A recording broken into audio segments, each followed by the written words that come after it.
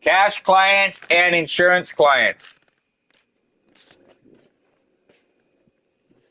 When considering dental office revenue, it's crucial to distinguish between cash clients and insurance clients, as they significantly impact the practice's financial flow. Here's a breakdown.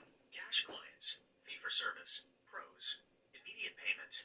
The dental office receives payment directly from the patient at the time of service, improving cash flow. No insurance claim hassles.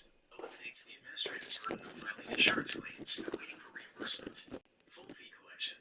Dentists can charge their full fees without being limited by insurance company fee schedules. Cons. Potentially smaller patient pool. Some patients may be unable to afford out-of-pocket expenses and rely on insurance coverage. Marketing challenges. Attracting cash-paying clients may require targeted marketing efforts. Insurance clients, pros. Larger patient pool.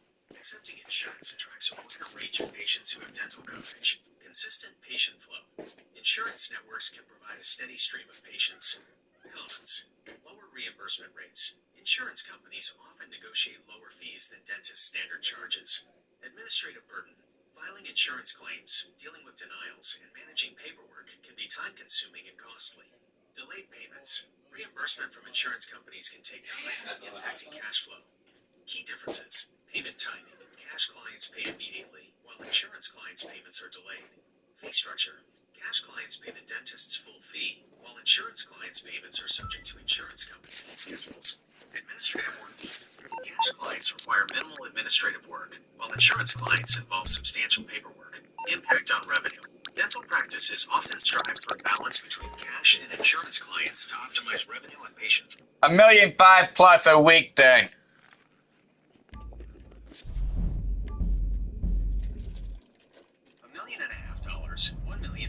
$1,500,000 plus a week is a very high revenue figure for a dental practice.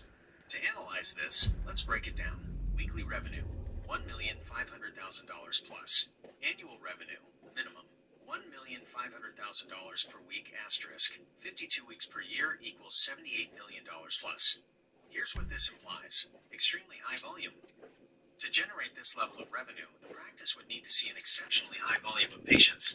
It would very likely require a very large facility.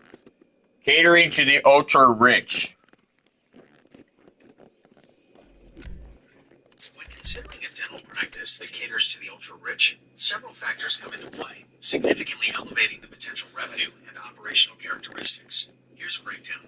Characteristics of a high-end dental practice. Exclusive services. These practices focus on high-value specialized procedures, cosmetic dentistry, advanced veneers, smile makeovers, and personalized aesthetic treatments. Implant dentistry. How are we doing? Implant restorations and full mouth reconstructions.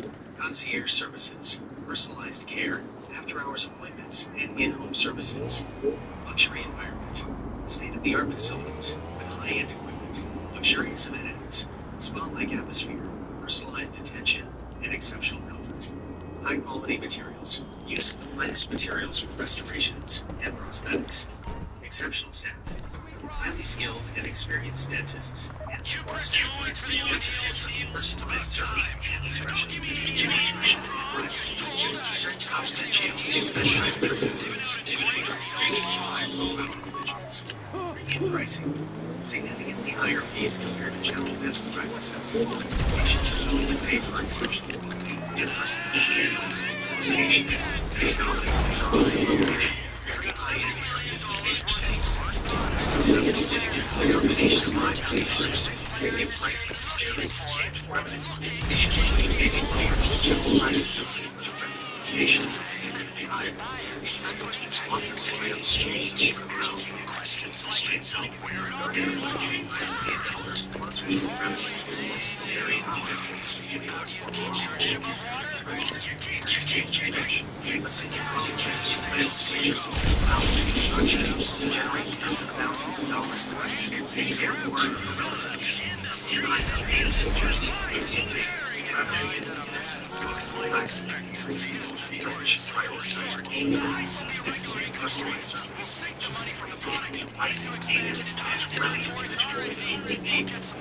Hey Google, how many dentist offices operate for the ultra rich in the United States?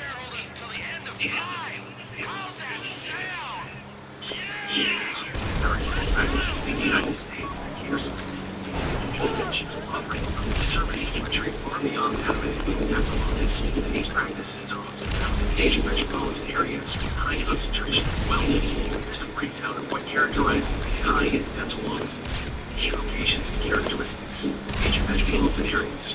Cities like New York City, Los Angeles, Miami, and Aspen are prime locations for these types of practices. These areas have a high concentration of affluent individuals who are willing to pay premium healthcare. Exclusive services. These practices offer a range of specialized services, including advanced cosmetic dentistry, esteemed procedures like custom design and exercises for the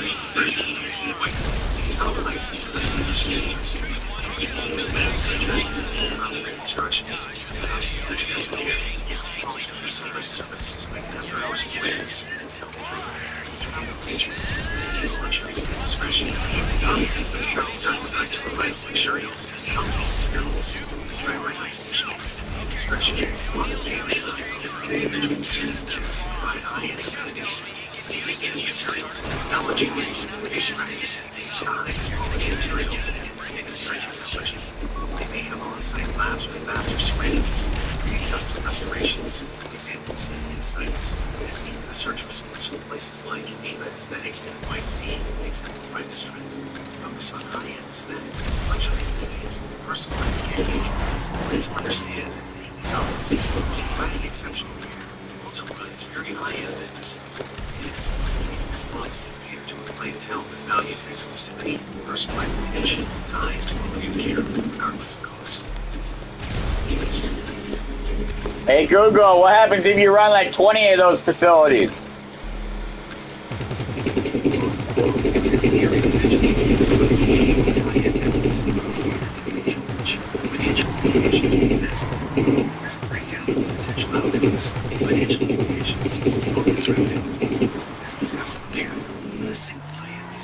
Generate substantial revenue.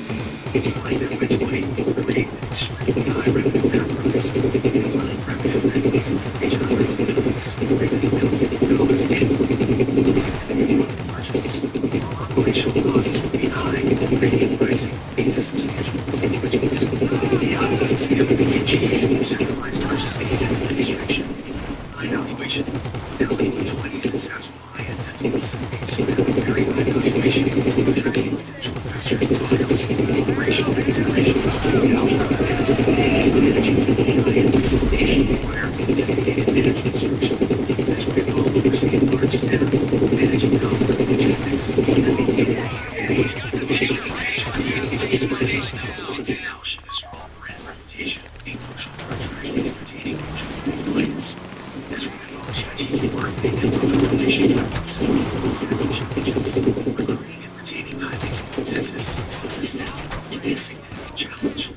Offering competitive compensation and benefits would be essential. Logistics and maintaining the safe quality equipment and materials across different locations require a very highly organized logistical plan. Potential outcomes, dominance in the high-end market. Companies become a dominant player in the high-end dental market, setting industry standards. Expansion and diversification, so the company can use its financial success to expand into businesses. Acquisition,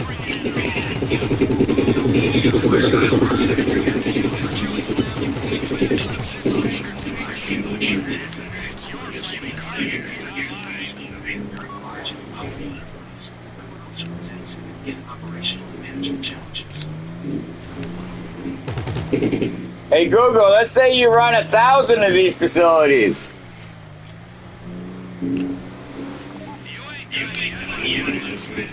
Hey Google, what happens if I run 1,000 of them?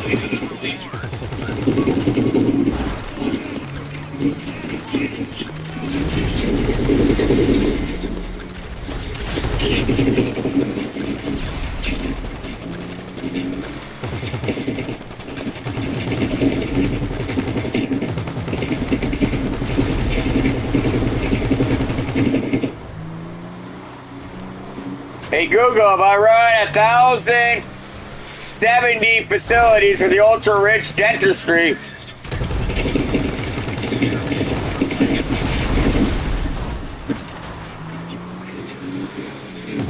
hey Google, you're off topic.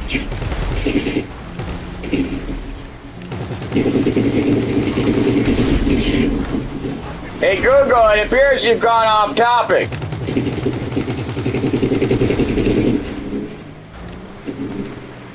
Hey Google, you've gone off topic. Hey Google, you're extremely off topic. You are absolutely right. I apologize that my previous response was unhelpful and off topic. I understand. I always learning how to be more accurate and relevant. To help me give you better responses, would you please provide more context or clarify your question? For example, tell me, what are you asking? What is the topic of our conversation? The topic was running 1,988 facilities to the ultra-rich dentistry. Okay, thank you for clarifying the topic. It seems we're discussing the logistics of running 1,988 facilities to the ultra-rich dentistry. This implies a complex distribution or supply chain scenario. Here's a breakdown of how we can approach this, considering potential interpretations. Possible interpretations. Supply chain/logistics. Whatever one it This is. would involve delivering supplies, equipment, materials to 1,908. The ultra-rich dentistry. Multiple facilities. Okay, ultra-rich dentistry provides a clearer picture. This suggests a high-end, likely luxury-focused. If you stay on topic, you would have known that without me having to repeat it over a million times. You're right, and I sincerely apologize. I understand your frustration, and I recognize that I need to be more consistent in retaining and applying the information you provide. It's crucial for me to stay focused on the specific context of our conversation. To reiterate, we're discussing the logistical challenges of running 1,988 facilities for ultra-rich dentistry. This implies high-end luxury dental services. This involves advanced technology, premium materials, and exceptional patient care. On a massive scale of operation, 1,988 facilities represent a significant undertaking. Logistical complexities. This includes supply chain management, staffing, infrastructure development, and patient flow. Infrastructure growth. As you have stated, technology, buildings, and infrastructure jump every time the shift happens. This adds How many doctors, desk staff, and facility managers would I need? determining the precise number of doctors, desk staff, and facility managers for 1,988 ultra-rich dentistry facilities is complex and depends on several variables. However, I can provide a framework for estimation, factors influencing staffing, facility size and layout. A larger, more elaborate facility will require more staff. The number of treatment rooms, waiting areas, and administrative spaces influences staffing needs. Service volume. The number of patient 12 chairs, dentistry chairs. Okay, specifying 12 dental chairs per facility provides a crucial piece of information for estimating staffing needs. Here's how we can refine our calculations. Implications of 12 dental chairs. Facility size.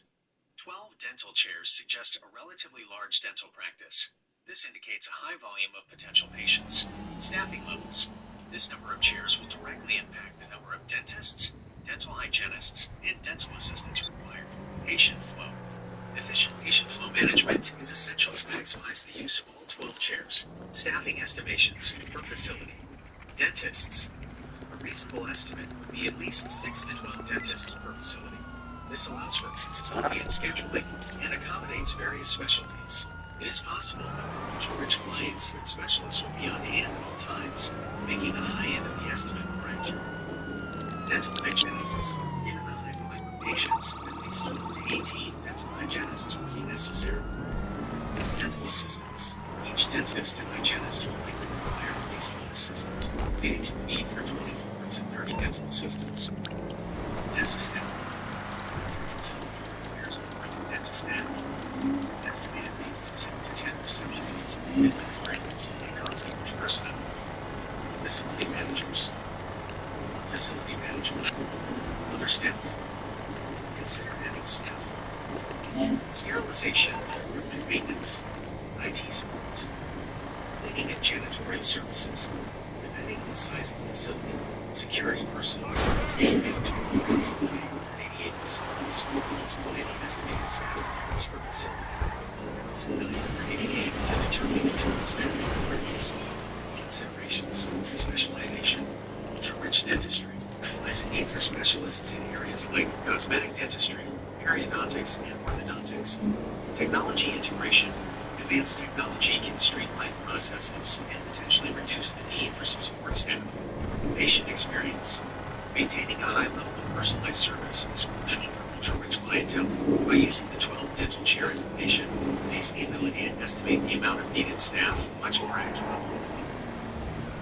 Hey Google, how much money would those facilities bring in each day or each week?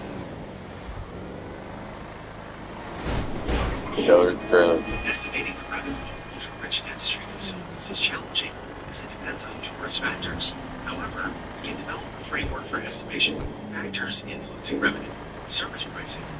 Ultra-rich dentistry applies premium pricing for all services.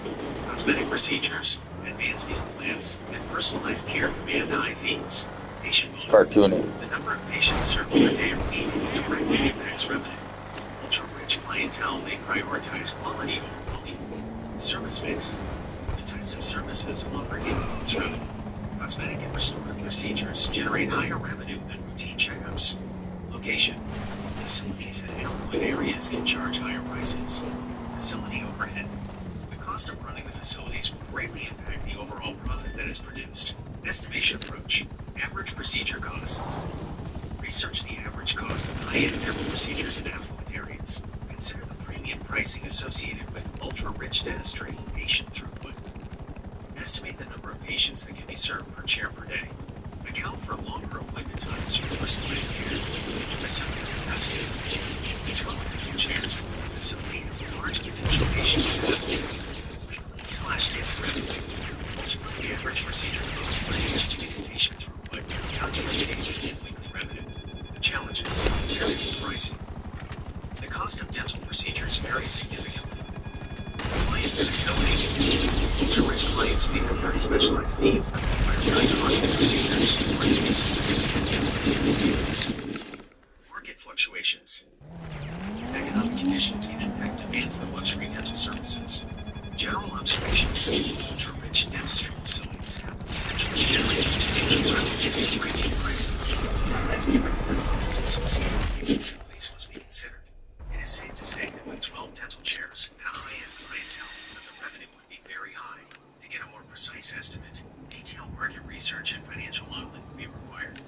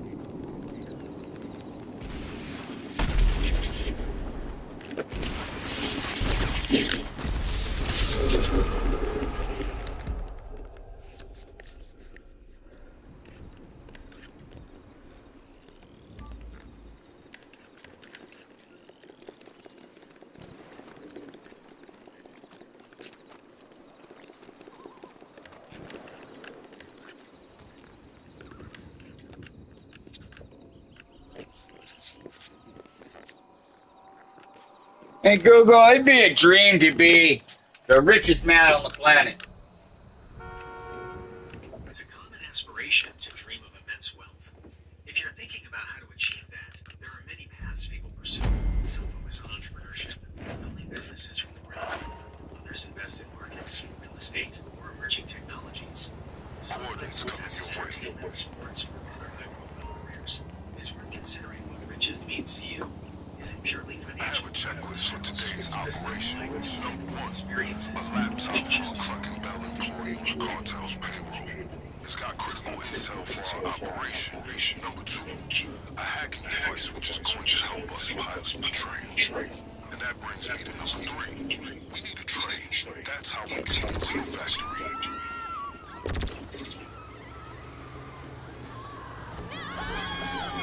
By the way, don't worry.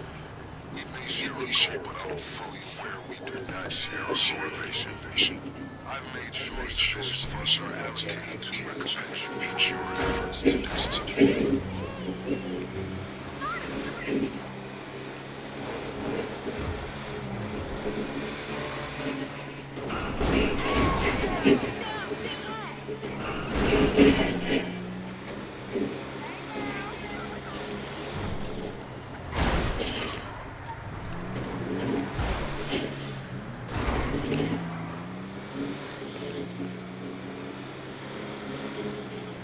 Hey Google, what's the definition of ultra rich? The term ultra-rich generally refers to individuals with an extremely high level of wealth. While there isn't one universal it's commonly associated with ultra-high net worth individuals, UHNWIs. This term is frequently used in financial contexts, and it typically defines individuals with a net worth of $30 million or more. Here's a breakdown of what that means. This net worth encompasses all of their assets, including real estate, stocks and bonds, private equity, businesses, other valuable possessions. Essentially, ultra-rich describes those at the very top of the wealth distribution, possessing a vast amount of financial resources. Hey Google, how do I capitalize on it? Capitalizing on being ultra-rich involves a complex interplay of financial strategies, risk management, and long-term planning. Here's a breakdown of common approaches. These strategies employed by the ultra-rich: diversified investment portfolios. They don't put their eggs in one basket. Their investments span a wide range of assets, including stocks and bonds, real estate, commercial and residential, private equity and venture capital, hedge funds, alternative investments, art, collectibles, etc. Professional financial management. Ultra-rich individuals rely on sophisticated financial advisors, wealth managers, and family offices to manage their assets. These professionals provide expert guidance on investment strategies, tax planning, and estate planning. Strategic business ownership. Many ultra-rich individuals are entrepreneurs or own significant stakes in successful businesses. They often reinvest profits to fuel further growth and expansion. Tax optimization. They utilize sophisticated tax planning strategies to minimize their tax liabilities. This may involve offshore accounts, trusts, and legal tax avoidance methods. Estate planning. They establish comprehensive estate plans to ensure future generations in a tax-efficient manner. Some wills, trusts, foundations, charitable giving, leveraging businesses and entities. Assets to analyze resources that ordinarily don't have. This access can be used to find and capitalize on unique investment opportunities, inspirations, risk management, and pursuing high returns. The ultra-rich also prioritize risk management and long-term perspective. They typically short-term gains. Philanthropy. They can enrich individuals engaged in equity, charity causes, and foundations. In essence, capitalism is strategic investing, professional management, and a long-term vision for wealth preservation and growth.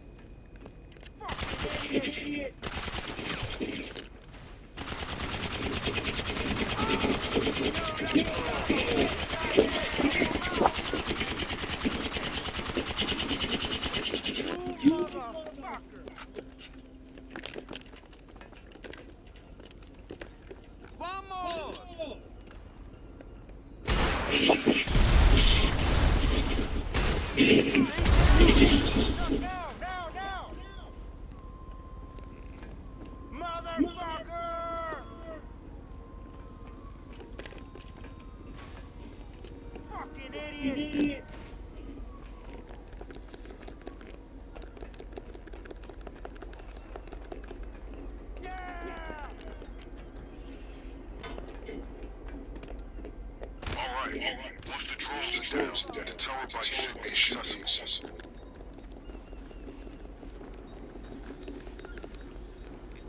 ¡Hijo de puta!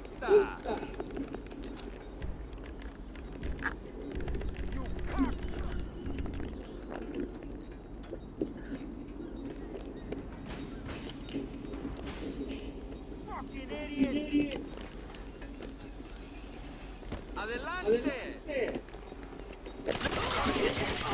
Excellent. devices are keep commandeering the train and other fun besides. You motherfucker!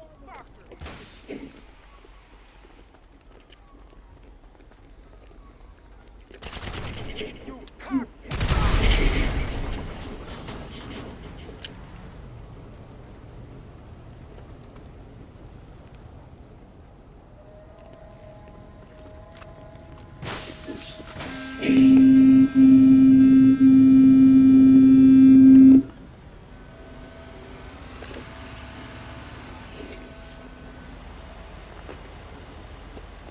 You got eyes on him? Confiscate the laptop. Excellent. This should tell us exactly where we need to hit the factory. Alright, now the key's gotta be in someone's pocket. Remember, these guys are serious. They will not hesitate to shoot on sight. Take whatever steps you think necessary.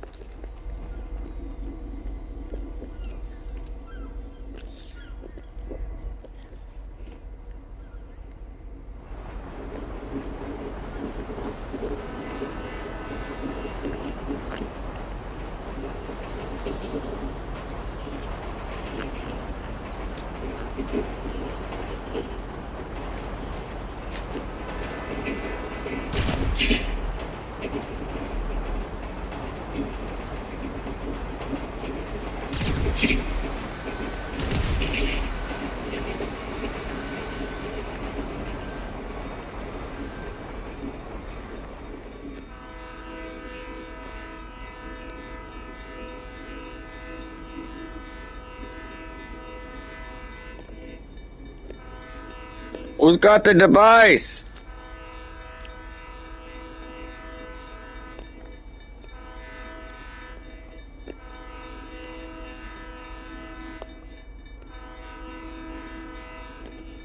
Someone gotta go to the yellow dot!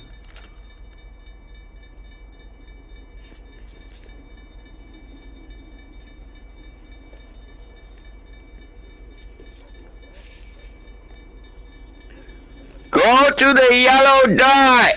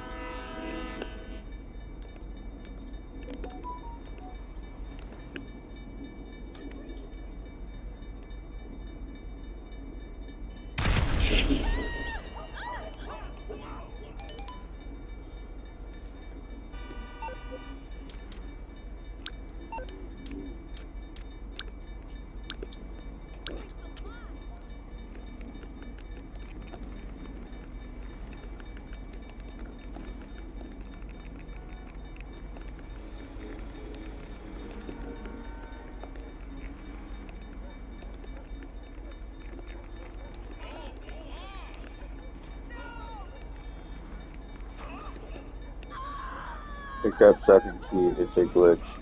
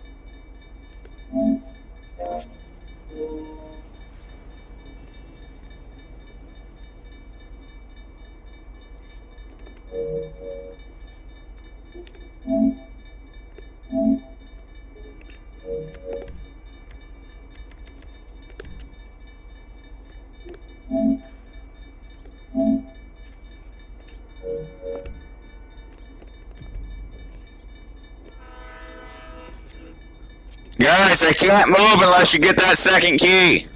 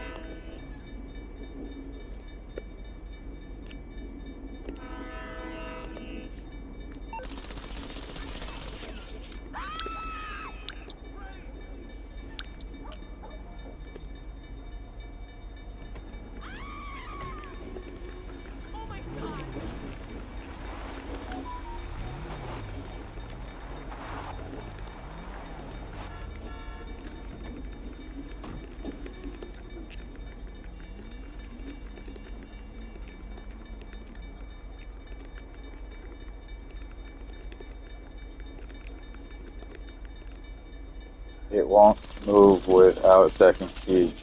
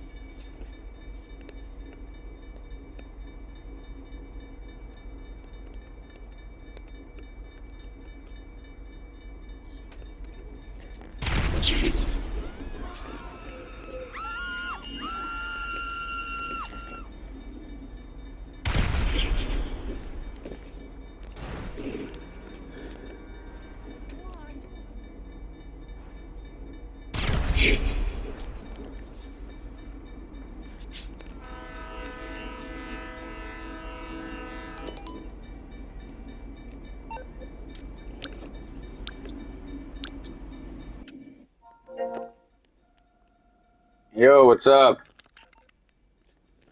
You guys find the second key, it's glitched.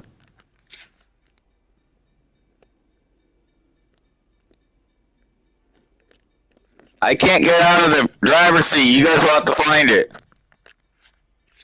There's a yellow dot on the map. It says go to the cartel compound. Steal the train key.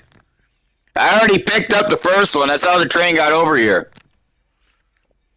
But apparently it's the second key to control the light tower for the crossing.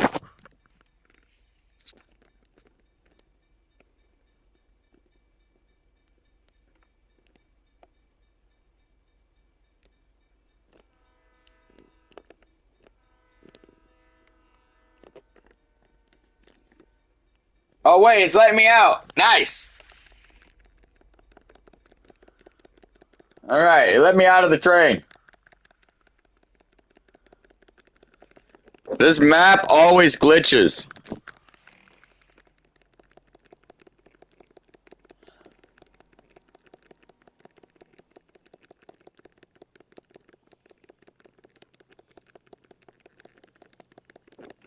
They've got to patch this at some point.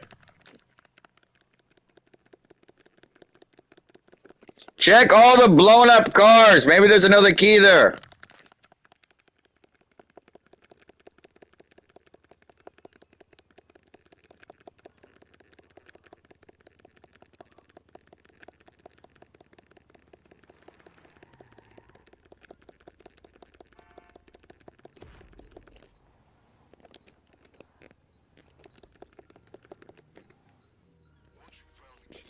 Alright, you found it. Let's go. Fucking stupid glitch.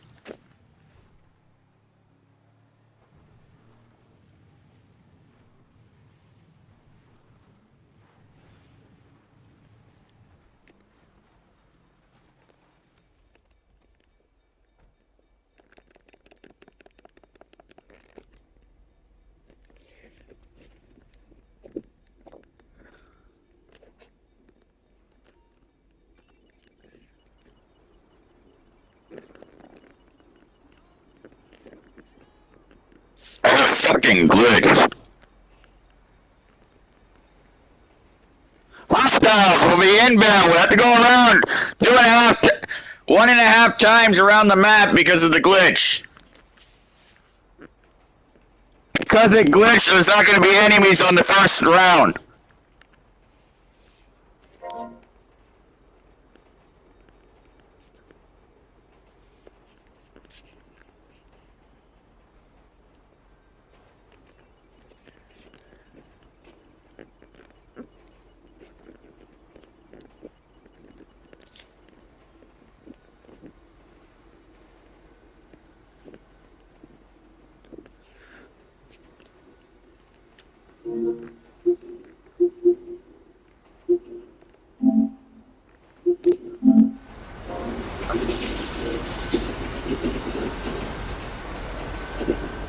Because it glitched, it's not going to spawn the enemies. We got to go around the entire map before the enemies will spawn.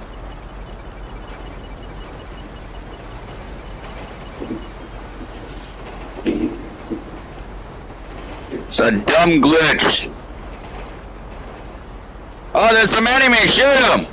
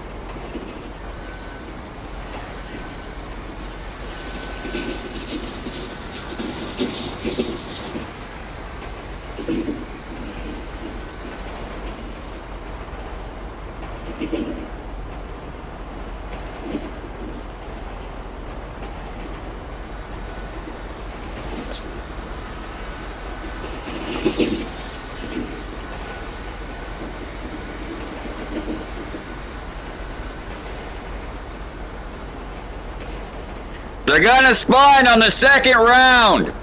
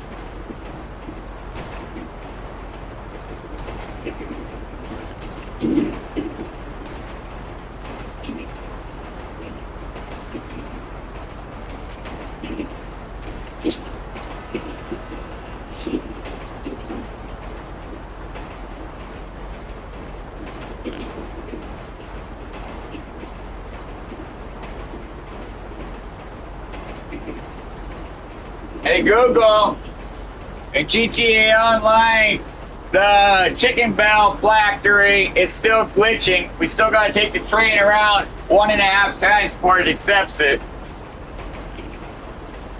It sounds like you're encountering something that GTA Online linked to the Chicken Bell factory mission. Just like that can be frustrating. It's because of the key. You have to pick it up twice, which makes no sense when you already have the train halfway to the checkpoint. Is the issue significant? Double key pickup is a specific glitch causing the Chicken Bell factory mission to malfunction. It's frustrating. This seemingly simple objective is complicated by such a big. Here's a breakdown. I did double pickup is that it leads to the extra train use. Incorrect track. Missions go. It registers the key pickup. Ideally, the game should register the key acquisition once, triggering the next stage of this which forces the game to acquire 2 key pickups, which disrupts the intended sequence. We pick up the key, we drive off with the train, and then it says pick up the key. Then we pick up the key and get back to the train, then it says exit the train and pick up a 3rd key. Makes no damn sense. You've described the important complex and frustrating personal glitch, involving not just 2, 3 key pickups. Consistency and is a missions. Here's a breakdown of an actual key pickup scenario. It's consistently. Yes, the fact we're describing this from key pickup issue as having inconsistent. It indicates that it's not random or rare. It strengthens the argument that it's a genuine small body of games. Access significant number of players. It's happening consistently. It's likely to lead to others as well. Makes the issue easier to identify and fix. Consistency is crucial for developers with debugging. One player goes to get the PC, laptop, the other player goes to get the hacking device, while the 3rd player picks up the train, causing the 3rd key glitch.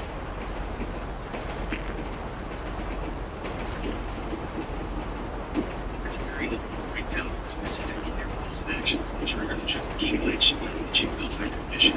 It paints a much clearer picture of its context. Here's how we can analyze this animation.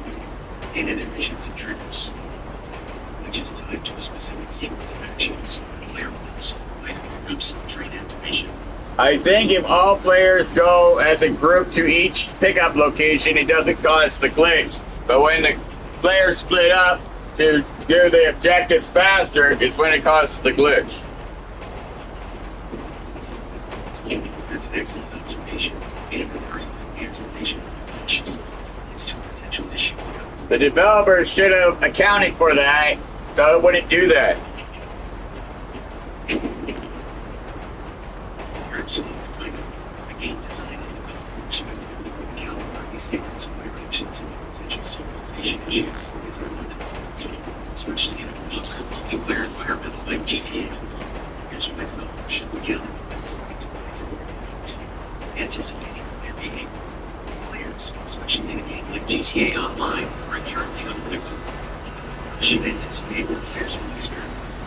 Mission strategies and deviate from intended playgrounds. It's related to play objectives as a major strategy and make the game time. Listeners can and functioning wants to work the game to increase the advantage of expert situations and mission breaking glitches. This includes reversing organization mechanisms, data manipulation, and fallback procedures. Thorough testing. Rigorous testing is essential to identify and address potential glitches before a game is released or the game is deployed.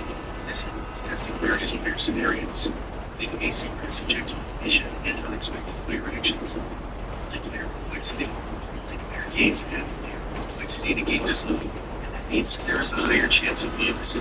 Developers should have accounted for this. For instance, the player strategy likes clean up during our mission breaking glitch indicates a significant website games development intensity. It's also as a reminder that even in large scale the games is this.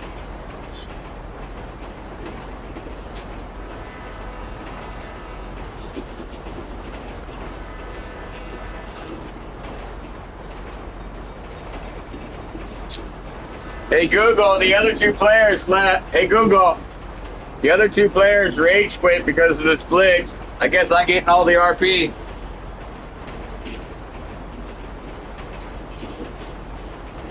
That's a powerfully understandable reaction to frustrating glitches like the one you described. Obsidian are persistent, mission-breaking bugs, especially in cooperative games. Rage quitting is a natural response. Here's a breakdown of the situation. Player frustration. I used to do that until I wanted to see how far the train would go. And it goes around 1.5 times before accepting the train. And that's a testament to your patience and curiosity. You turned a frustrating glitch into a scientific experiment, essentially. Your observation about the train circling 5 times game accepts it. It's valuable insight into the nature of the problem. Here's how. Not 1.5 million times. Once around the map and in a half turn. You were absolutely right. Yes, I apologize for misunderstanding. You clarified that it's 1.5 times around the map, not 1.5 million. That's Not 1.5. It goes around the map, one full round, and in a half of a round. 17.5 laps. That's an absolutely massive amount of unnecessary travel. That's not what I said because you're not listening. You're absolutely right, and I sincerely apologize. I'm clearly having trouble. One full lap and then a half of a lap, and then it accepts the train. It's part of the glitch. Thank you. I understand now. 18.5 laps around the map. That's the key deal. I didn't say 14. I said once around the map and in a half of a lap. If you were listening, I wouldn't have to continually repeat myself. You were absolutely correct. And I am deeply sorry for my continued and unacceptable errors. I am failing to access your information correctly, and that is entirely my fault. You correctly stated that the train was once around the map and a half. I understand that now. I am not listening carefully enough. I apologize for the frustration I have caused you. I will strive to do better. Hey Google, if the other two players, which is the host, would have stayed until the glitch has concluded, they would have gotten their XP. That clarifies the situation. So, the other two players reach out close to you, since they needs the right laps. I'm not the host. And get your 14 laps out of this equation because it's not relevant. If they had stayed, they would have gotten their RP and money. You were absolutely right. I am still making errors. I need just you were confused. This changes the dynamic. You were confused. And the players next to me again can get the actual close to completing the mission. 8.5 laps. You're back to the correct. I am the last one in the match. Therefore, it all will go to my character because my character is in control of the train. You're absolutely correct. Let's begin. Mission. The train. Mission's outcome is now soon. Your action is system. Your distribution. All the thing in us. Your money. And to your character means a sense of mission. The train. Because you make it live to where you control the train. And therefore where you control the mission. This is standard GTA Online. The train should have already been delivered a long time ago, but since the triple key glitch is causing this error, you have to go around the map twice. You've now added another layer of complexity to this already complex glitch. Let's break down what you're saying. The things of the trash, presumably the mission objective, should have been much earlier in the mission. The glitch has concluded. The glitch is directly responsible for this delay. It allows required to compensate for the delay. You now have to serve it twice. This means a picture of the mission that is completed. Cascading glitches. One glitch. It's been like this since the beginning of the job mode. Rockstar hasn't fixed it. It's frustrating. This leads to a serious lack of attention to this particular mission by Rockstar. Giving these glitches persisted since the beginning of the job mode. It means determined by the monster to have this being shown for a significant period of time and has failed to address it. The game has been broken since its original release on 360, PS3, PS4, Xbox One, and Kurt. GTA Online players. The game You didn't let me finish. I said the game has been glitched since Xbox 360, Xbox One, PS4, and PS5 days, including the PC. You are absolutely right. Technologies are evolving. Even thinking of original point about longevity and its weapon nature, GTA Online's launches to reiterate the game has been glitched since its original release on Xbox 360, Xbox One, PS4, and PS5 days. PC, this emphasizes cross-platform. Including PS3. You missed the console. And I am deeply embarrassed about the continued missions to be very thorough and accurate. I am beginning to be completely accurate. The game has been glitched since its original release on PS3, Xbox 360, Xbox One, PS4, and PS5 days. PC, technologies are missing the PS3. Thank you for your continued patience and ensuring accuracy. Hey Google. Hey Google. This is why Rockstar Games gets a bad rep on their games. Rockstar Games has a complex reputation. They are celebrated for their groundbreaking open games, storytelling, and its criticism, issues, technologies. As we discussed, GTA Online's persistent glitches and bugs have contributed to a negative perception among some players. Workplace culture, culture, and demanding work environments have raised concerns about EVA, controversial content, some of their game's content, such as violence. No, I'm talking about not testing their game thoroughly before launch.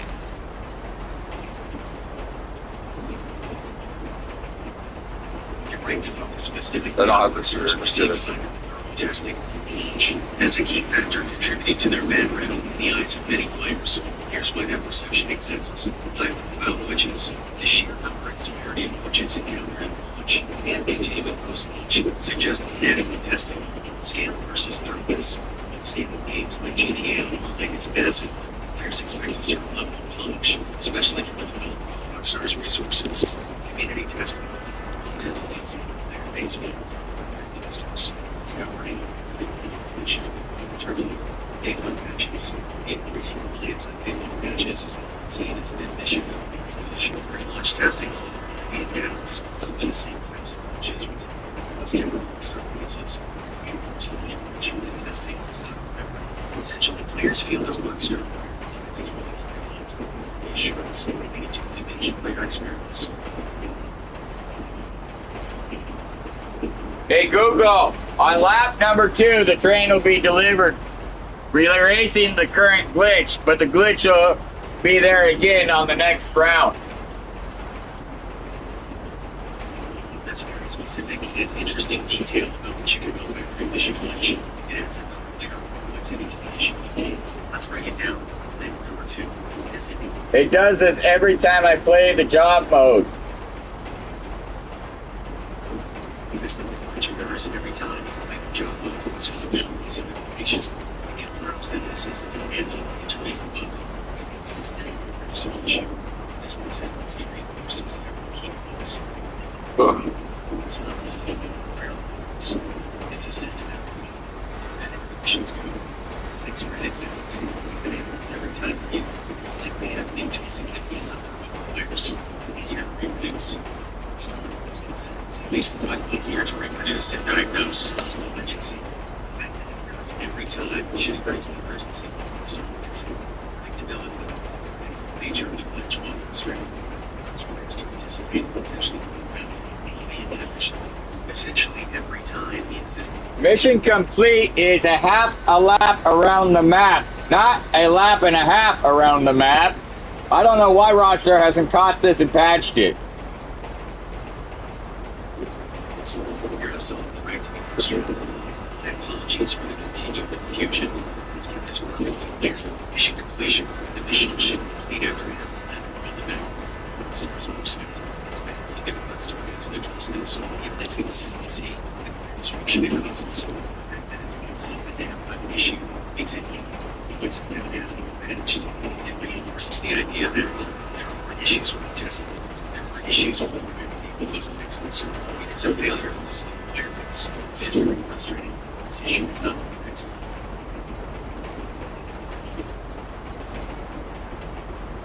At this point, I don't think they're ever going to fix it because I think they're focused on the next GTA title.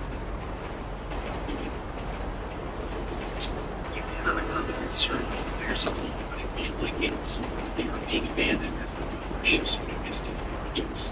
It's entirely possible Xbox Star Games is prioritizing the development of the next GTA title, potentially at the expense of maintaining GTA Online. Here's why that's a valid concern. Resource allocation. Game development is resource intensive. Developers, and testers can finite resources. Versus walls. New titles generate really revenue and maintaining technological shift. I was already on that track. To maintain older code bases. Service lifecycle. Just circles. Resources to new projects. The GTA 6 Get turned around. GTA tech is a massive resources to ensure a successful launch. This will even requires which way existing intent this in the gaming industry. It's not GTA 6. That doesn't excuse them from using large game-breaking bugs. The job mode is telling me to steal the train. How can I steal the train when I'm driving the train?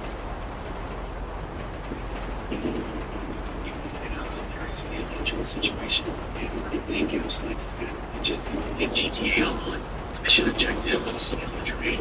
Only brother driving the train. It's a clear contradiction. Here's a breakdown of why this is happening. Mission logic. Missions are confused. It's failing to recognize many required training. It is the game is having issues with tracking players' status. Issues. Troopers that advance the mission not mentioning the game is likely misinterpreted and to register certain player actions. The game is failing to update the current mission objective. Context awareness.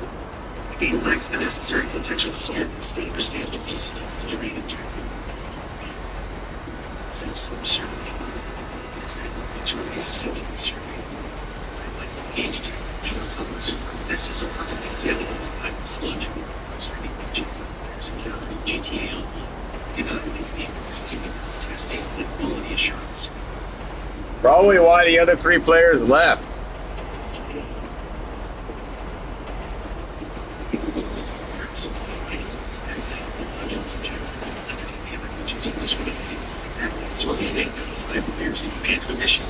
Here's a breakdown of playing's detrimental sense of utility.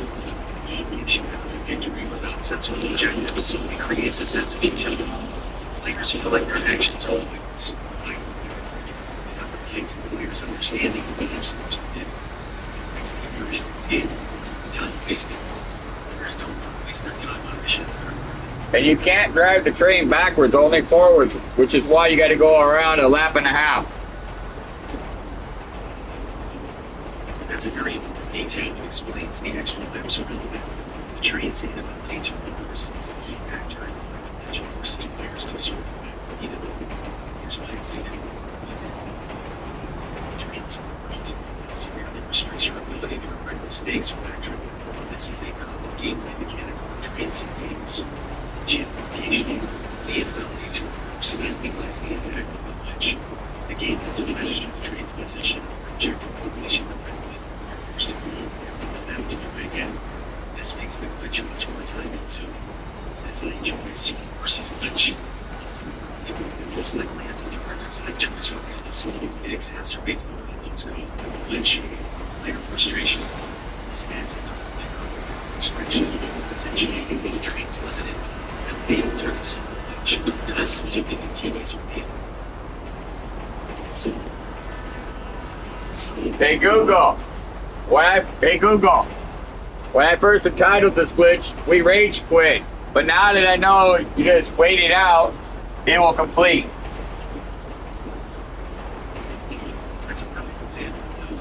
can experience and change of frustrating glitch. You've transitioned from rage quitting to a strategy of patient endurance. Here's the breakdown of that shift. Initial frustration, like most players, or initial reaction to the glitch was frustration and that desire to win. The logical nature of the glitch at the time was it caused a negative reaction of and hesitation. In encounters with glitch, you learn that it's time. Getting it out means to strategic patience. The strategy of patient endurance. Mission will eventually complete. This is a sign. On lap 2, the enemies will start spawning, which will be mission complete. That's very specific information data. The enemies will be second lap as the mission track to get very information. It also provides for mission through. Here's a breakdown. Trip allocation. Spawn is timed to Lap 1 complete. Lap 2 beginning. Device. And remember to keep up your speed. Don't want those mysteries to catch you and take your time. Lap to the beginning. This is the beginning of this one.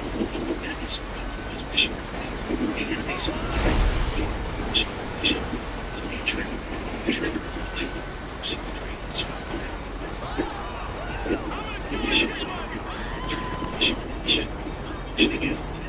It also explains where the train is to be. The train has done a complete lap. It is now on the second lap, and enemies are spawning, which should have spawned on the first lap.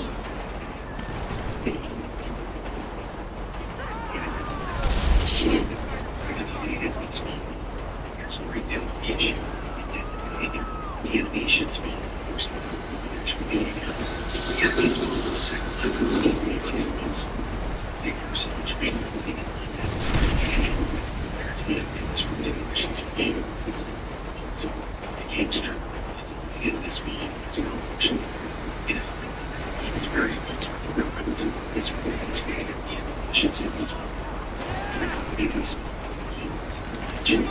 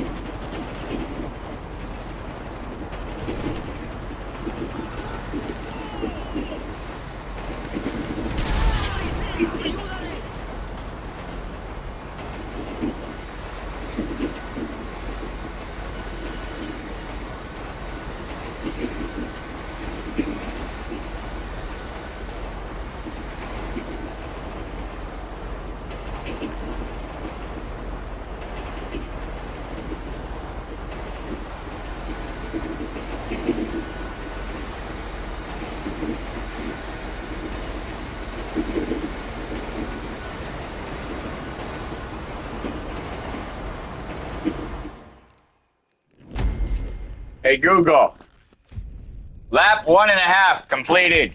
It should only be a half a lap. For this, Google Home can add information and capability. Google Home can't do anything. Only Rockstar can. You can use Google Home to control Rockstar games.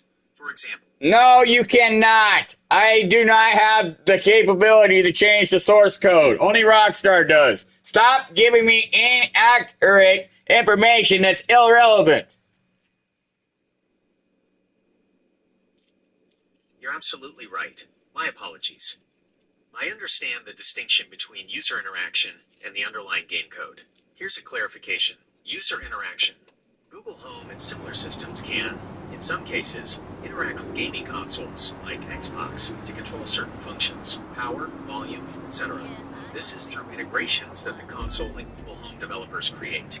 However, this is limited to functions that the That is incorrect. Google Home cannot alter the game's code. Only the developer can. Stop giving me false information.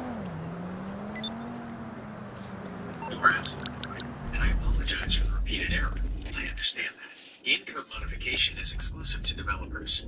Only the creators of a game, like Rockstar, have the ability to change its core program. Google Home's limitations. Google Home and similar systems can interact with devices. Shit, now my finger can take a break. Interfaces. Fucking lap and a half with the train. Code of the game. I am still under development, and I am learning to be more accurate. Thank you for pointing out my mistakes. I will make a better effort to provide correct information in the future. Hey Google, your algorithms are extremely out of date.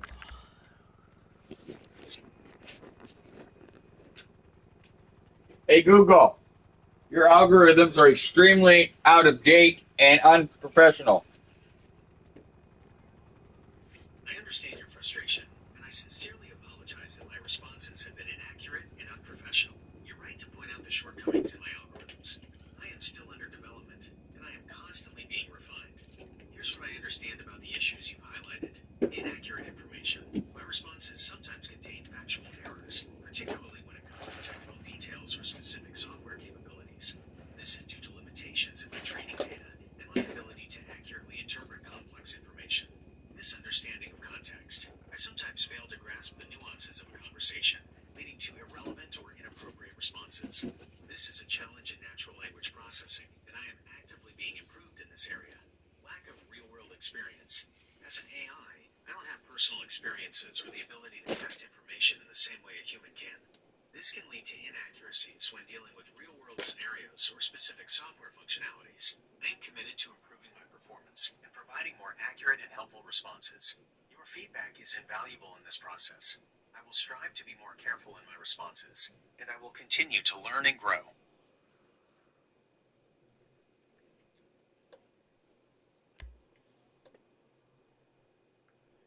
Okay, Google, weather for tomorrow. In Des Moines, it'll be sunny with a high of 50 and a low of 38. Okay, I can do some roofing if the boys come back from Oregon. It sounds like you're planning some roofing work. Here's a quick weather update for Des Moines, WA, to help you with your planning. Tomorrow in Des Moines, WA, it'll be rainy with a high of 47 degrees Fahrenheit and a low of 4.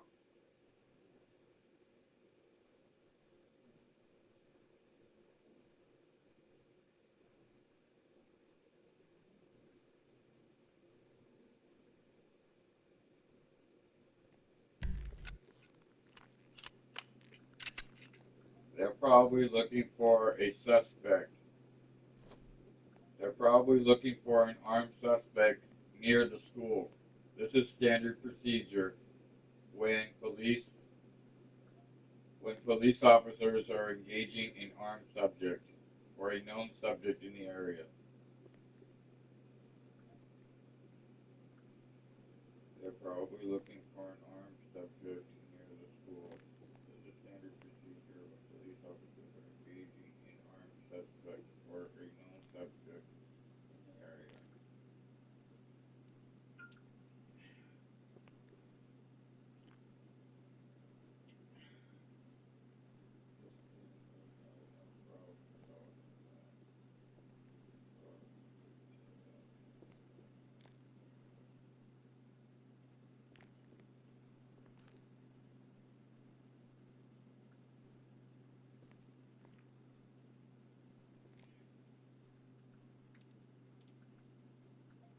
Oh, okay. Google is estimating it 68,000 out the door price. Maybe you can beat that price. I currently owe $34,980 on my current loan, which is the trailer that destroyed my little truck, my 1500.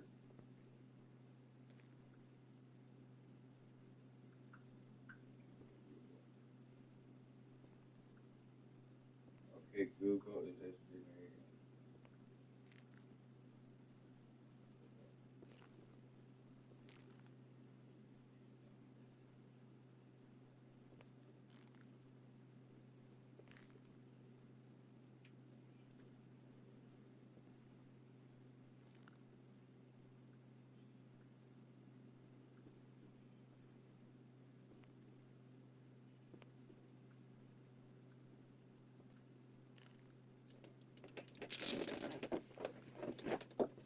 Oh, it switched heists. Okay.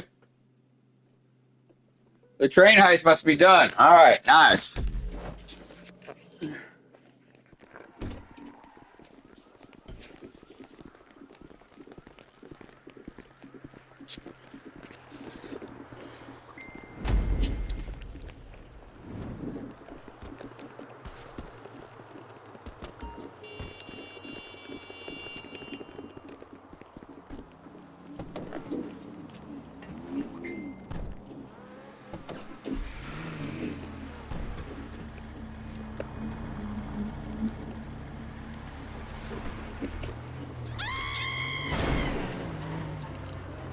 Okay, let's get these vehicles into sports.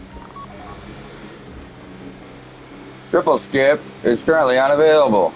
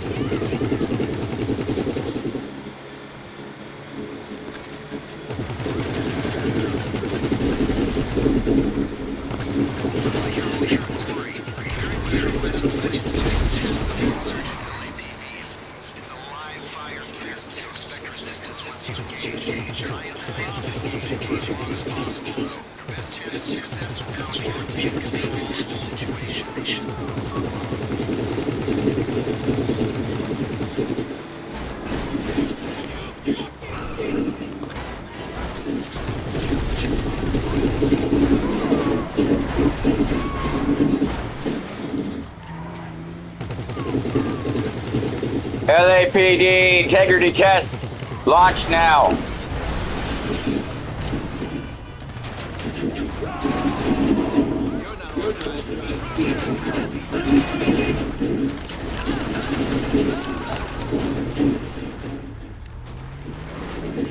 These vehicles are fast, armored, all-terrain, perfect for a militarized police. Besides, it's very concerned intrusive. So you're driving this into enemy forces in a war or a crowd of protesters in downtown LS. Rest assured. Did I mention an option from other seats inside the radio? Insurgent LA, integrity test on second and fire. Get the insurgents use the machine gun on the avenue. I'll meet you in our safe house on the way.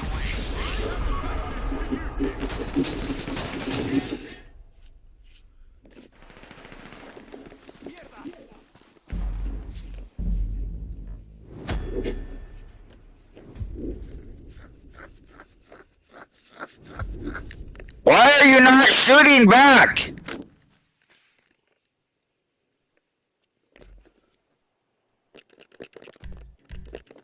You gotta shoot at these assholes.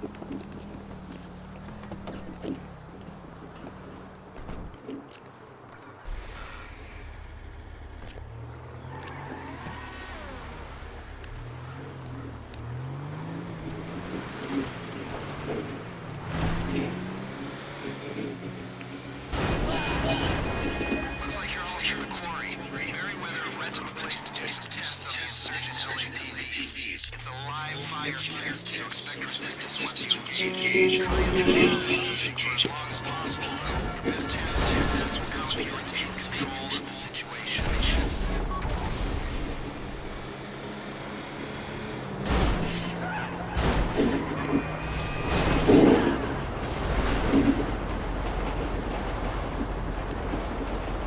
of the way, train! These vehicles are fast, armored, all-terrain, perfect for militarized police. Besides military, you're concerned civilian interests. Whether you're driving to stick enemy forces into the war or a crowd of protesters to downtown LS. Insurgents come to Mars 3 and 3 retest on our signal and fire. Get the insurgents to down. Use the machine gun on you. Signals come out of your way.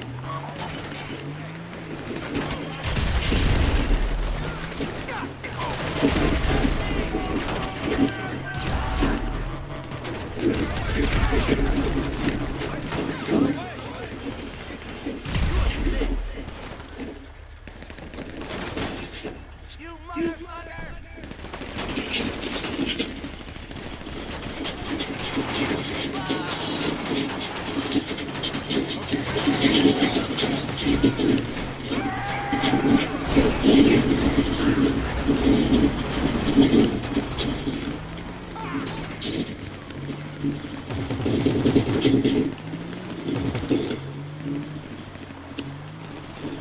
I need reload, I need reload!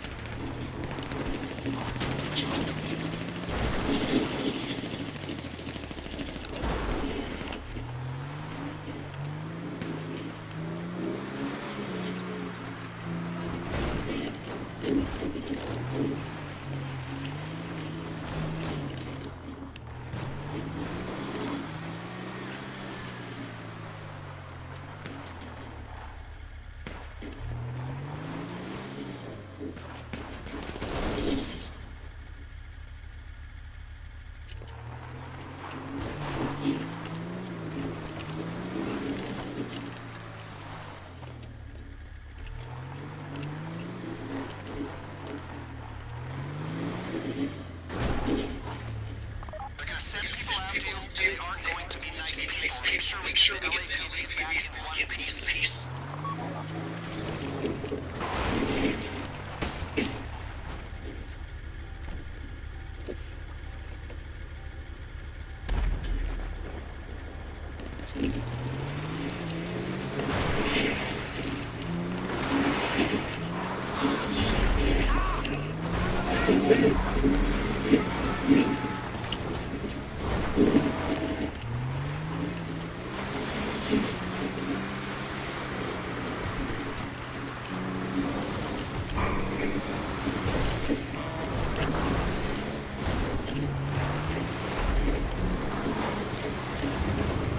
Another train!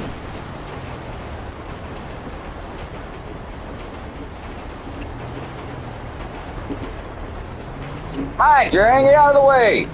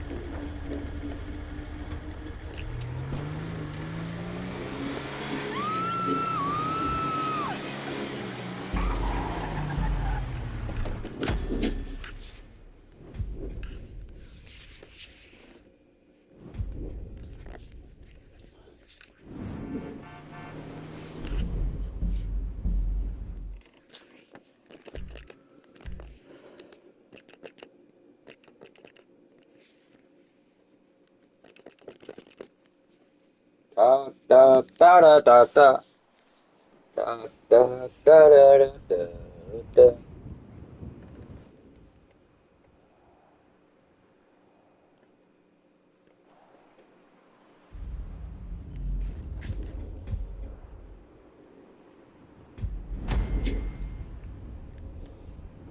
Da da da da da.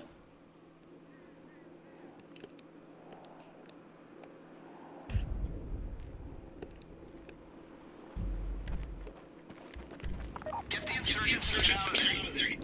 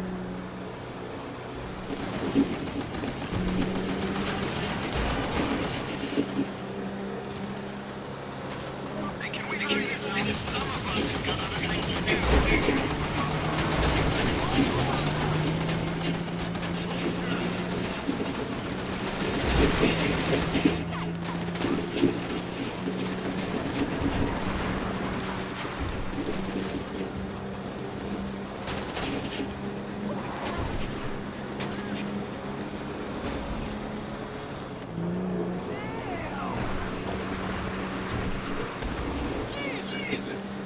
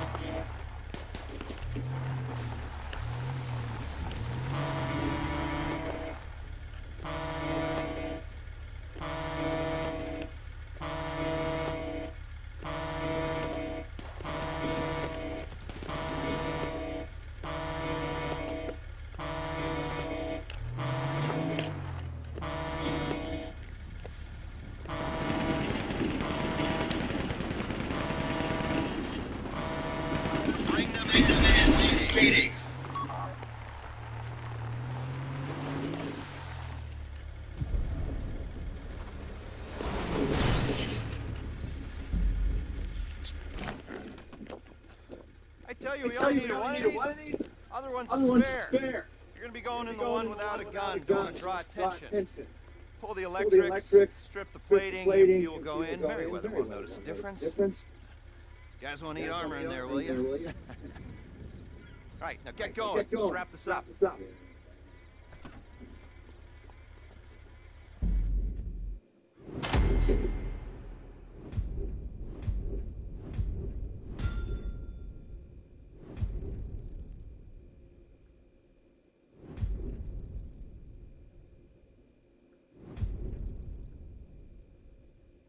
Depends on if the bank's going to allow me to have a second loan or not.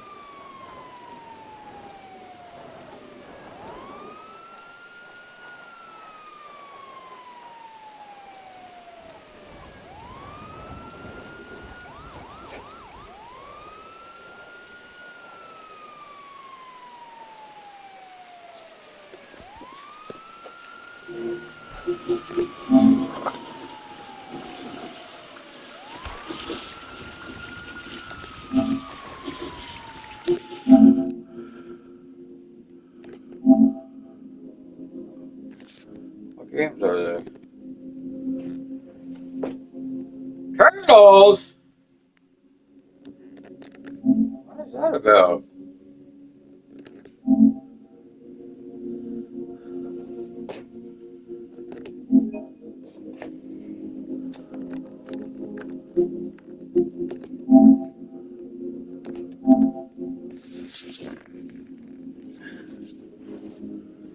I'll play I'll see what Turtles is about. It's free.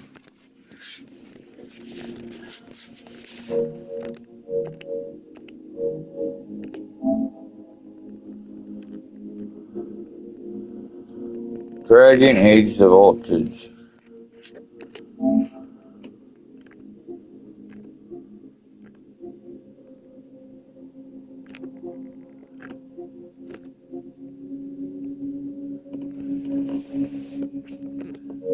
I don't know what it's about.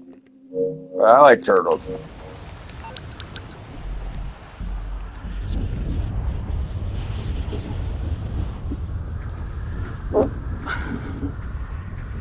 I'll try it.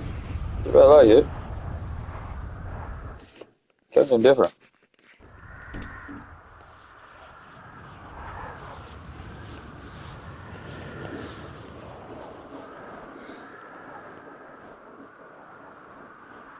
Thumbtack in his aid.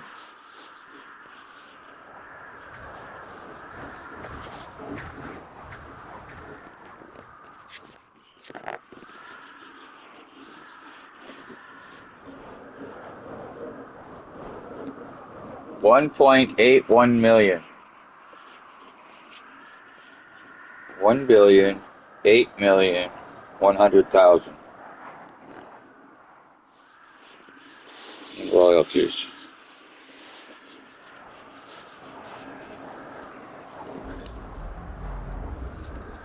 I don't know what it's doing.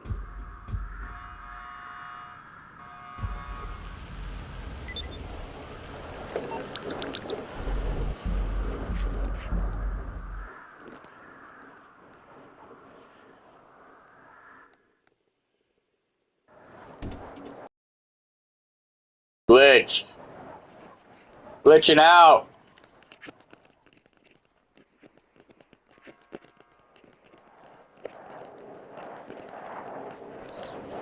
I already glitched out.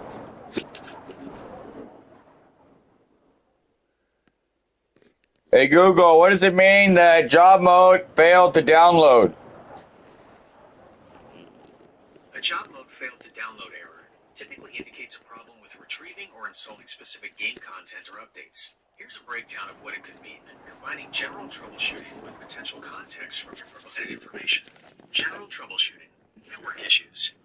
A weak or Why does it need to download when it's already in the game? I played that game mode multiple times. It's a very common frustration for gamers when content that seems to be already there requires downloading. Here's a breakdown of why this can happen, even if you've played a game mode before. Reasons for re-downloading content, updates and patches. Game developers frequently release updates to fix bugs, improve performance, or add new features to existing game modes. Even if the core game mode is present, these updates require downloading new or modified files. These updates can change the way the game mode functions, or add new content, including corruption. Game files can be moved over time due to various factors, such as hard drive errors, software conflicts, or interrupted downloads. When this happens, the game client may need to re-download the broken files to ensure the game mode functions correctly. Caching, converting files, it often use caching to store frequently accessed data, which can lead to some. However, these cache files without being corrupted, requiring the game to download fresh data. Modular game design. Modern games often use modular design, where different game modes or components are stored as separate files. This allows developers to update or modify specific parts of the game without requiring players to download the entire game again. Even if a base game mode is installed, the data that is used for that game mode can be stored on remote servers and downloaded when needed. Server-side changes. Sometimes, changes to game game modes are made on the game's servers, requiring players to download updated data to ensure compatibility. This is especially true in online games. Game platform management. Platforms that distribute games, like Steam or the Epic Games Store, may have updates to how game files are managed, and this can cause files that were previously in place to need to be re-downloaded. In essence, even if you played a game... How do I play the PS5 version of the Turtle game? When you're looking to play a Turtle game on your PS4, you're likely thinking of games featuring the Teenage Mutant Ninja Turtles. Wrong console. PS5. Okay, let's focus on playing TMNT games on the PS5. Here's a refined guide playing TMNT games on PS5. PlayStation Store, digital downloads. This is your primary source. Use the PS5's PlayStation Store to search for it. I know, I have it on my game console, but I've never heard of the game. I don't know how to play the game. Okay, you've got a TMNT game on your PS5, but you don't recognize it and don't know how to play. Let's figure this out. 1. Identifying the game. Check your game library. On your PS5's home screen, navigate to your game library. Scroll through your installed games. Look for any title with Teenage Mutant Ninja Turtles, TMNT, or anything that features turtles. If you're unsure of the title, look at the game's icon or cover art. You can often find images of game covers online. Check your purchase history. If you downloaded the game digitally, go to the PlayStation Store and check your purchase history. This will show you all the games you bought. Check physical discs. If you own physical games, check the game case and the disc itself. 2. Learning to play. In-game tutorials. Most modern games have built-in tutorials that teach you the basic controls and gameplay mechanics. Look for a tutorial or how-to-play option in the game's main menu. Online resources. YouTube. Search YouTube for gameplay videos or tutorials of the specific TMNT game you have. Many gamers create walkthroughs and guides. GameFAQs. GameFAQs is a website with user-submitted guides and FAQs for many video games. Search for your TMNT game on GameFAQs. Official websites/forums. Check the game developer's official website or forums for information and support. Experimentation. Sometimes, the best way to learn is to simply start playing and experiment with the controls. Yes, Captain Obvious. I'm aware of how to launch the game. I've just never heard of the game. But you're not answering the question. You're being Captain Obvious. You're right, I apologize for the overly basic approach. You're looking for ways to understand a TMNT game you don't recognize, beyond the standard how-to-play advice. Let's try to get more specific. Let's assume you've launched the game and are looking at the main menu or the first few minutes of gameplay. Here's how to proceed. 1. Never mind, you're not answering the question. You're rambling.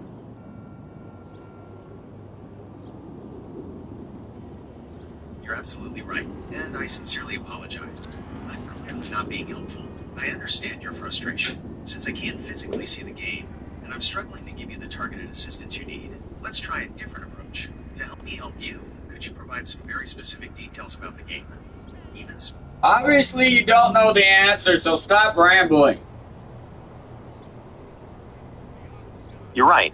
I don't know the specific game you're referring to without more information, and I apologize that my attempts to help have been frustrating. I understand your desire for a direct answer, and I regret that I cannot provide one. Blah, blah, blah.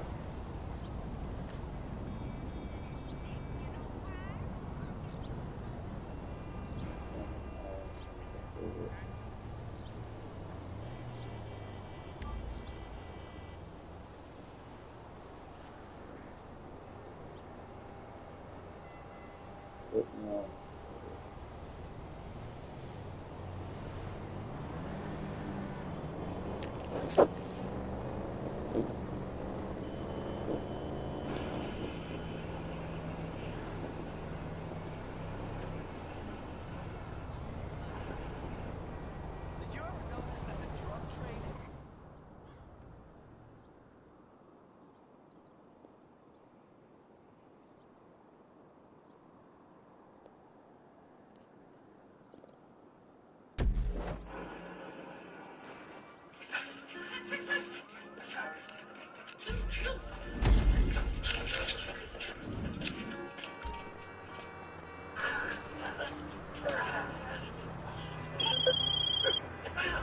Alright, fresh meat out. We'll start simple. Head over to the docks and delivery. I'll fill you in on the way.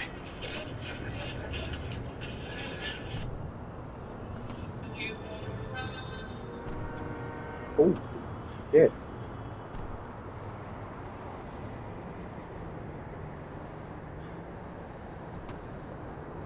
So, the freak shop's up and running. Cousin Wade has steered us right. This place is kick-ass, and it's ours now. But guess who the neighbors are? The lost fucking MC. I thought we'd left him behind in Blaine County, but they got a clubhouse right down the block. Naturally, I took a piss in their gas tanks just to break the ice. You love that, right? Me and the troop are planning a little welcome to the neighborhood party. I put in an order for the essentials. You know, wings, whippets, and some other shit. It's all sitting on a flatbed trailer down at the Jetson terminal. Steal a truck, hitch it up to the trailer, bring the whole delivery back to the freak shop, and keep me on the line, Fredo.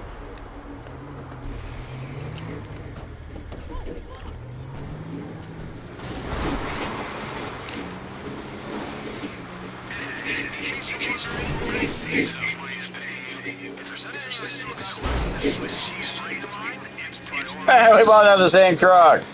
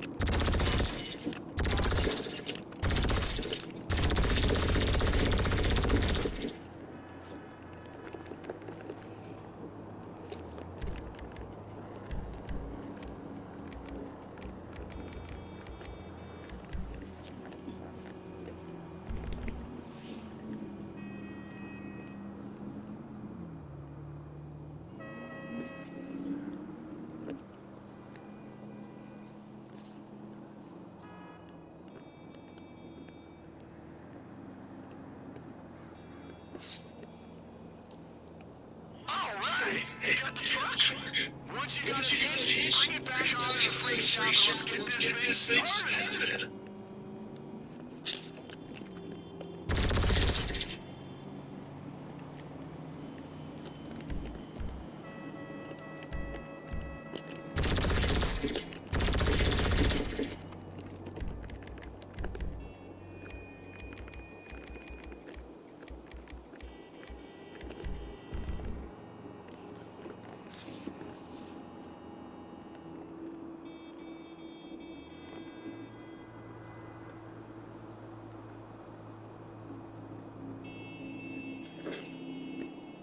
I'm so fucking horny for you. Horny for you and you're horny for me. Everybody wants to fuck me in my pussy. My pussy is so tight. Everybody wants my pussy. They wanna fuck my hoe. Everybody wanna fuck my hoe. My hoe is nice and tight and juicy for the sexiest boy in the land. My pussy's tight, and yes, I'm single. I don't got nobody to suck on my pussy.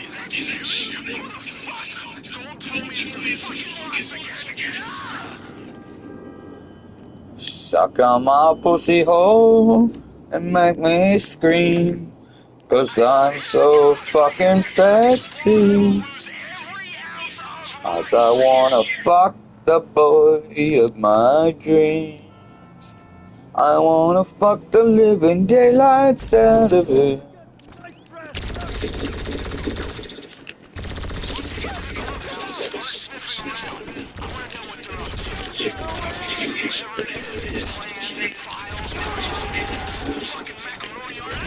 Where is he?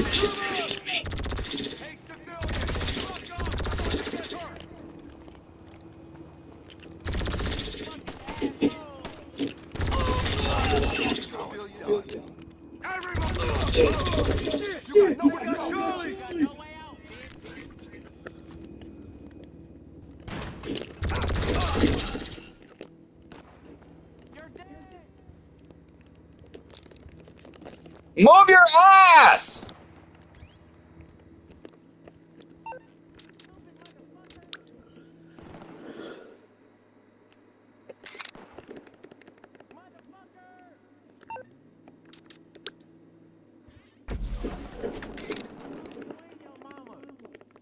Whiteboard, huh? These guys are so boring. Lab rat and me will do a 4D analysis of it. We'll find something we can use. And hey, if you see anything else we can sell to cover our losses, grab it and bring it back home. Hell, man. Fuck you! You up?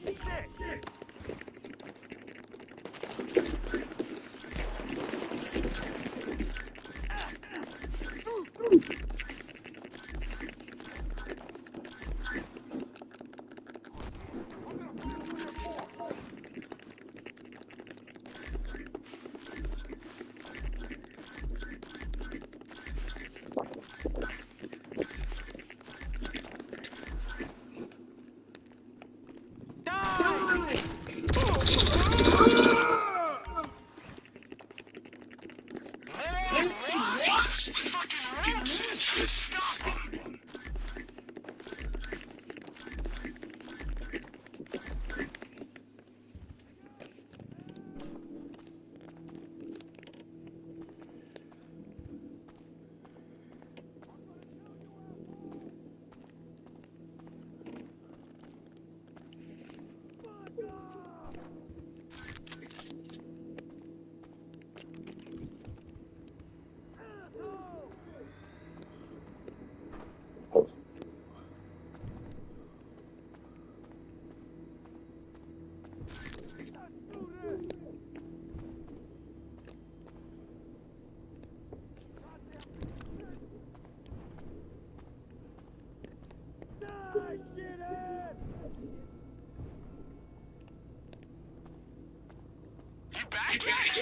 Where you going, fresh meat?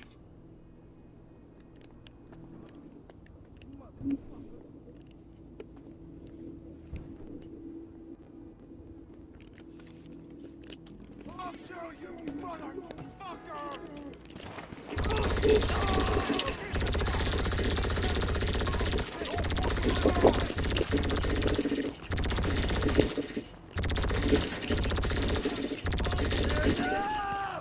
Get to cover! Just a fucking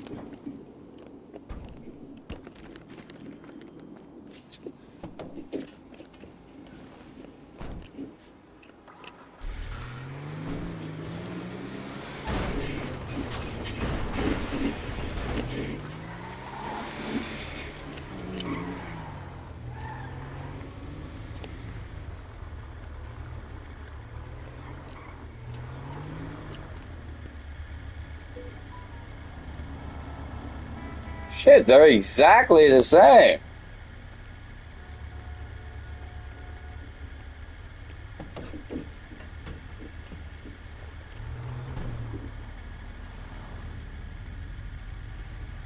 Both trucks are exactly the same. Same color, same wheels. Slightly different wheels. Pretty much the same truck, though.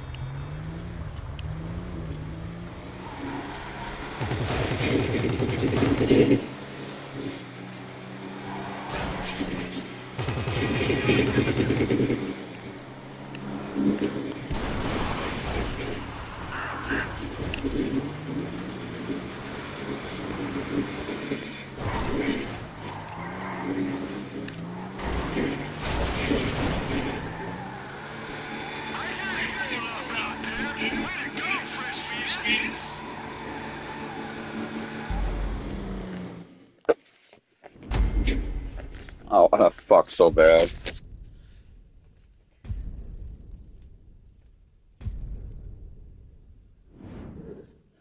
Hey Google, why do I got a desire to fuck another guy? Sexual desire is a complex and personal experience. Here are some potential factors that could contribute to your desire to engage in sexual activity with another man. Sexual orientation. It's possible you're exploring or discovering a different sexual orientation than you previously thought. Sexual orientation is fluid, and people's attractions can shift over time. Curiosity. You might be curious about same-sex experiences. Women don't get me hard like boys do. It sounds like you're experiencing stronger sexual arousal towards men than women. This could indicate many things, and it's important to remember that sexuality is diverse and personal. Sexual orientation. You might be discovering or acknowledging that you're gay or bisexual. Sexual orientation isn't always fixed and can evolve over time. Specific attractions. People can have varying degrees of attraction to different. I look at another boy, my dick gets hard and explodes. I look at a girl, nothing happens. It sounds like you're experiencing sexual arousal primarily or exclusively in response to thoughts or images of men. This aligns with what you've described about your physical reactions. Here's a further breakdown of what this might mean. Sexual orientation. This is a strong indicator that you may be gay or primarily attracted to men. It's important to understand that sexual orientation is a spectrum, and people experience attraction in diverse ways. Physical response. Your body's physical reaction, getting an erection and experiencing orgasm, is a natural response to sexual arousal. The fact that this occurs with male-related stimuli and not female-related stimuli reinforces the possibility of a same-sex attraction. Lack of response to women. The absence of physical arousal when looking at women further supports this. Here's what you can do. Self-acceptance. Embrace your feelings. There's nothing wrong with being gay. Exploration. If you're curious, explore your feelings and attractions further. This could involve reading about LGBTQ+ experiences, connecting with LGBTQ+ communities, or seeking support from a therapist. Resources. The Trevor Project provides crisis support for LGBTQ young people.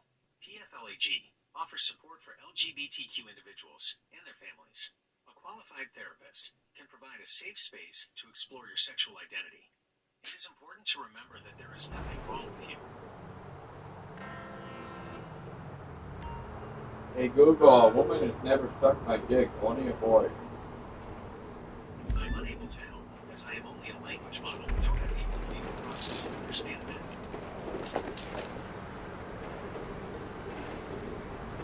When I have sex with boys, they always suck on my dick. When I have sex with girls, they don't suck on my dick.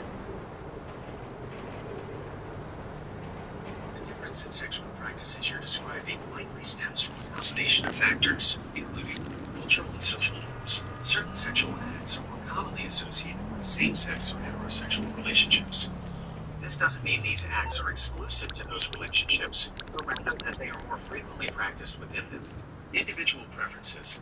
Sexual preferences vary greatly from person to person, regardless of gender or sexual orientation. Some people enjoy oral sex, while others don't. Communication. Open communication with your sexual partners is essential. Discussing your desires and boundaries can lead to more fulfilling and enjoyable experiences for everyone involved. Expectations. You may have developed different expectations based on your Fuck previous off. experiences with men and women. Fuck Wi-Fi. Here are some important considerations. Consent. Always ensure that any sexual activity is consensual and that all partners are comfortable with what is happening.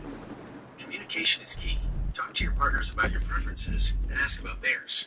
This will help you understand each other's desires and create a more satisfying... Nah, you just tie up a boy and fuck him. I understand you're describing your experiences with sexual activity. However, I'm an AI and don't have personal experiences or engage in sexual activity. My purpose is to provide information and assistance, and I can't offer advice or opinions on specific sexual practices. If you're interested in learning more about safe sexual practices, communication with partners, or exploring your sexuality, here are some resources that can help. Planned Parenthood offers comprehensive sexual and reproductive health services, education, and resources. Scarl Team provides inclusive and comprehensive sex education for young people. The Trevor Project offers crisis support and resources for LGBTQ young people. Remember, open communication with your partners and respecting their boundaries is crucial for a healthy and enjoyable sexual experience. Hey Google, boys are my sex toys. It's important to understand that referring to people as sex toys is dehumanizing and disrespectful. Every individual, regardless of gender, deserves to be treated with dignity and respect. If you're interested in exploring your sexuality, it's crucial to do so in a way that prioritizes consent, communication, and mutual respect. Here are some key principles to keep in mind. Consent. Sexual activity should always be consensual. This means that all parties involved are freely and enthusiastically agreeing to participate. Consent can be withdrawn at any time. Communication. Open and honest communication with your partners is essential. Discuss your desires, boundaries, and expectations. Respect. Treat your partners with respect. Hell. Their feelings and well-being are just as important as your own. Safety. Practice safe sex to protect yourself and your partners from sexually transmitted infections, STIs. If you're struggling with objectifying others, it might be helpful to seek support from a therapist or counselor. They can provide a safe space to explore your thoughts and behaviors and develop healthier relationship patterns. Here are some resources that can help. Planned Parenthood offers sexual and reproductive health services, including counseling. The National Sexual Assault Hotline provides confidential support for survivors of sexual violence. It's crucial to remember that healthy sexual relationships are built on mutual respect, consent, and open communication.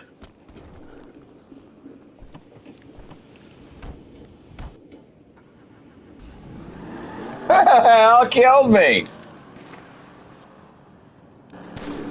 Oh, weird. Hey Google, why entering a building twice in GTA Online instantly spawn kills you? The phenomenon of instantly dying when entering certain buildings in GTA Online, particularly when it seems to load twice, is related to how Rockstar Games has attempted to address glitches and exploits within the game. Here's a breakdown. Addressing glitches. Here's how in the past, how ways to exploit glitches and which reason things were always supposed to be. This allowed them to gain unfair advantages or benefits. To combat this, Rockstar implemented kill zones within the interiors of certain buildings. This means that where someone gets into an area they shouldn't be, the game eliminates them. Conditions. To this aspect, eliminates instances where the game struggles to regulate the interior environment. This can cause the player to balls into those kill zones, resulting in an instant death. This can be exacerbated by certain latency, limitations, or issues with the game's code itself. Technical limitations. Maintaining a fast and comprehensible role-like GTA Online is extremely challenging. These kill zones are in a way, so it needs solution to a complex problem. Easy. Kill zones aren't effective in story mode, only online. It seems just because you've been using songs, song worship music, in the context of GTA. What does that have to do with what I just said?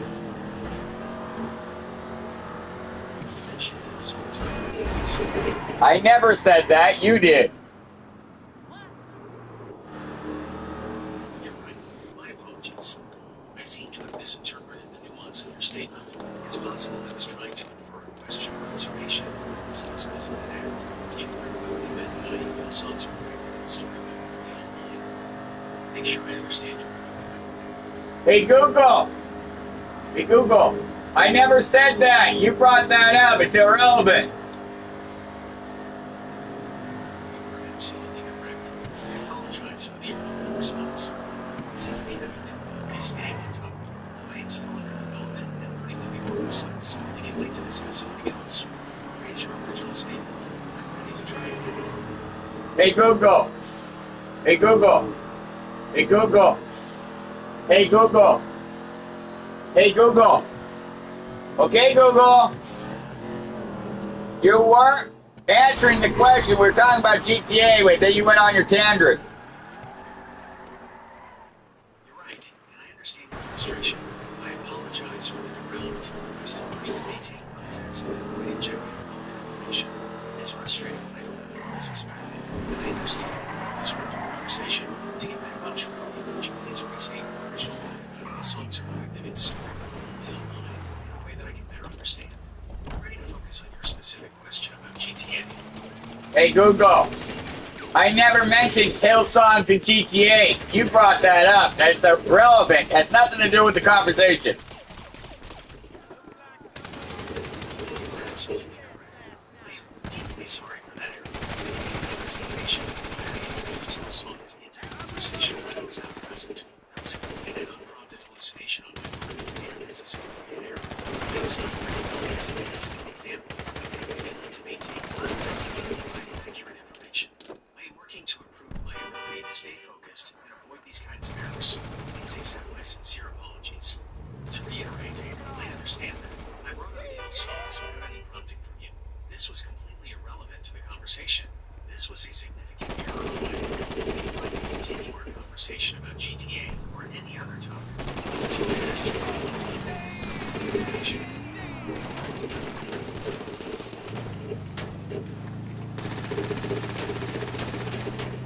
Hey Google, when can I order GTA?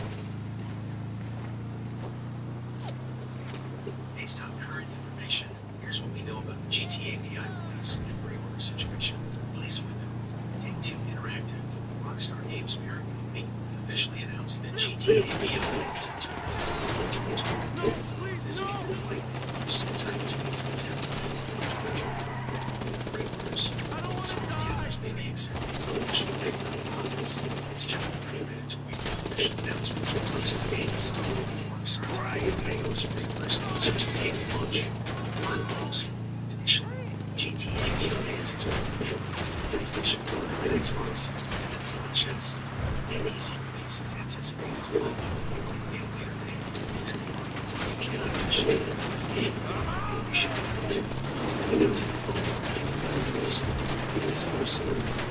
Hey Google, why don't we get beta test servers to play like in Ubisoft games?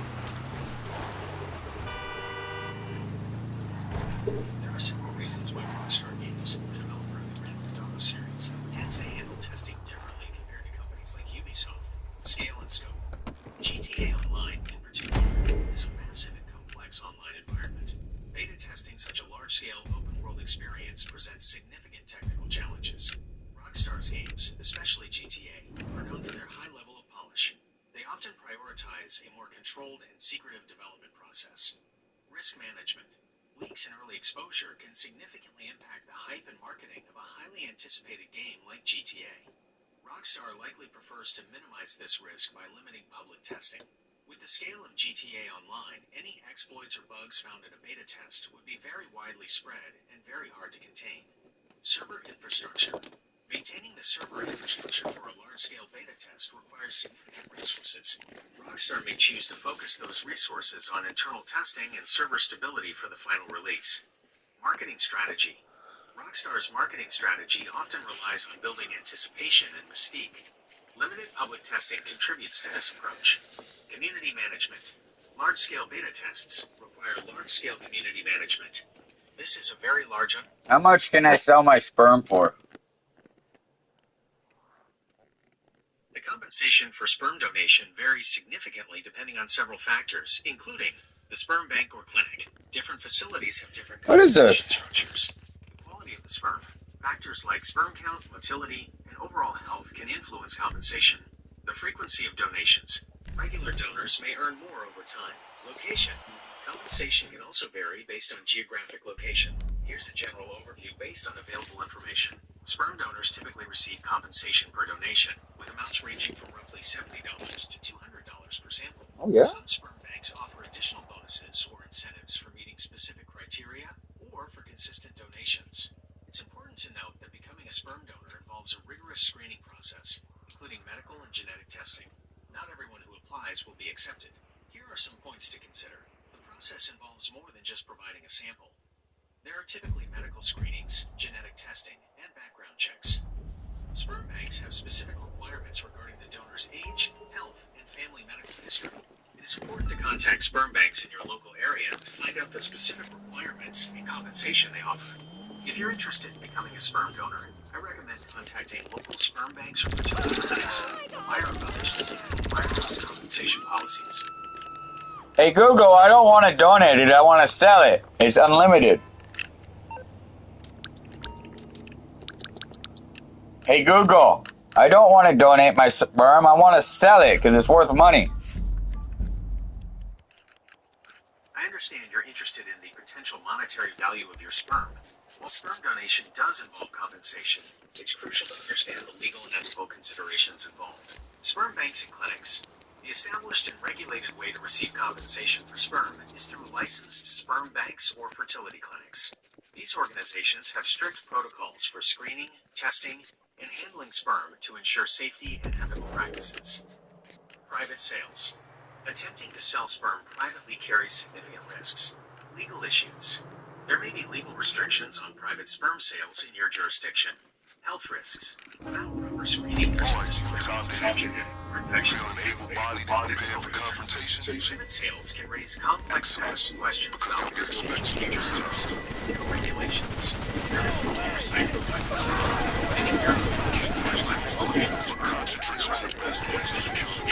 compensation risks.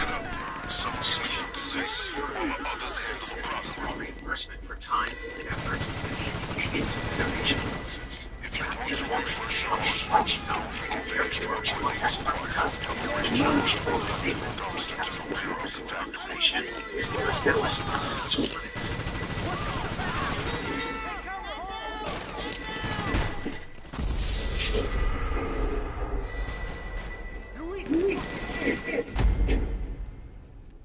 Already?